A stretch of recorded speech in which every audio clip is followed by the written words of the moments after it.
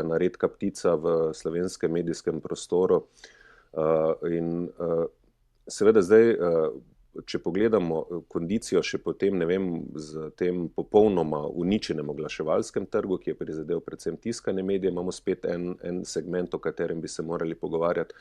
Potem imamo segment popolnoma deformirane distribucije, ne, kjer v bistvu nimamo praktično nezmožnost distribuiranja tiskanih medijev. Recimo hrvaška vlada je, mislim, da ravno ta teden sprejela ukrepe v tej smeri, da bo pomagala distribuciji, predvsem tiskanim medijem pod seveda določenimi pogoji.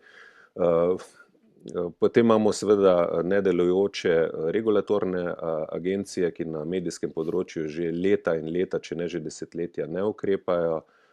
Imamo zastarel medijski zakon in nov medijski zakon, ki je šele spet v nekem dodatnem usklajevanju. Ne, zdaj, če vse to skupaj potegnemo v neko pahljačo, potem vidimo, da je težava gromozanska. Ne? Poleg vsega pa seveda moramo še tu družbena omrežja, vse manj časa za uporabo medijskih vsebin, tudi to, da živimo nenazadnje v družbi zastonjkarstva, kjer si pač kar dosti ljudi predstavlja, da so novinarske vsebine zastonj in da morajo biti zastonj. Ne? In zdaj, če vse to skupaj zložimo, potem je perspektiva slovenskega novinarstva ali pa slovenskih medijev mogoče celo bolj pri 2 kot pri 3.